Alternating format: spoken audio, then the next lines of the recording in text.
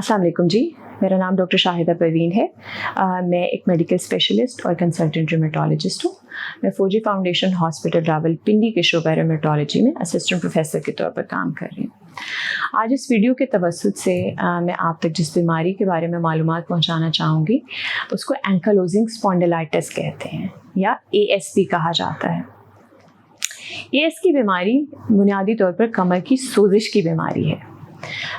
ज़्यादातर ये यंग लोगों में होती है, 40 साल से कम उम्र के लोगों में पाई जाती है। मर्दों में ज़्यादा इसकी शरह है औरतों की निस्बत, लेकिन अब रिसेंट दिहाई में ख़वातीन के अंदर भी ये बीमारी बढ़ रही है। इस बीमारी के अलामात में कमर में दर्द, कमर में अकड़ाव और ख़ास तौर पर दर्द और अकड़ाव आराम के करने के बाद ज़्यादा हो जाते हैं। काम करने से जैसे जैसे दिन गुजरता है तो मरीज़ कहता है कि मेरी कमर का दर्द और अकड़ाव बेहतर होता जाता है। इसके साथ कमर की अलामात के साथ इस बीमारी के अंदर आंखें मुतासिर हो सकती हैं, जिसमें आंखों में सुर्खी, दर्द, पानी का बहना और रोशनी का चुभना शामिल है।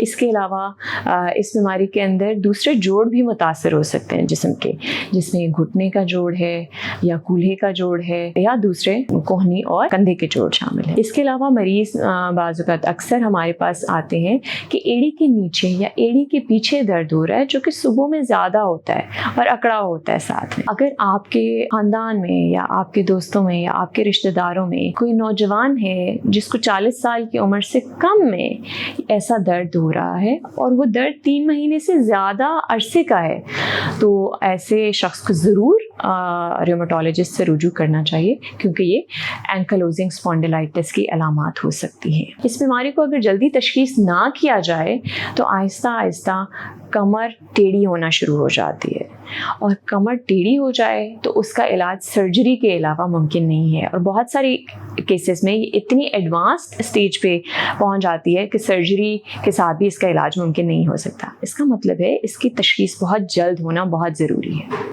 इसकी तशखीस रूमेटोलॉजिस्ट करेगा।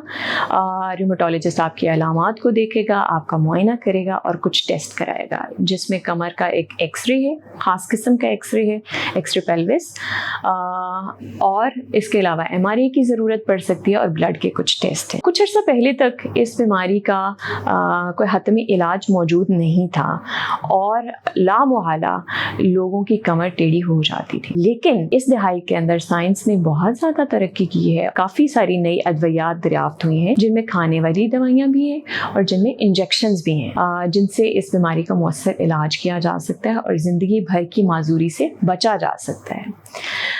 इस बीमारी में सिर्फ वक्ती तौर पर अलामात वो चीज़ नहीं है जो मसला करती हैं। बहुत दूररस असरात मुरतब हो सकते हैं, क्योंकि ये बीमारी मुस्तकिल माजूरी का बायस बन सकती है।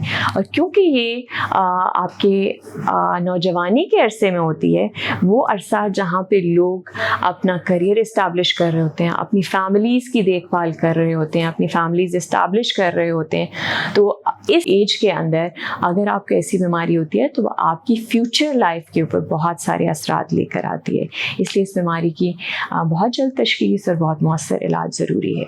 उम्मीद है इस वीडियो से ज़रूर आपको कुछ मालूमात मिली होंगी जो कि इस मर्ज़ को कंट्रोल करने में मावन साबित होंगी। शुक्रिया।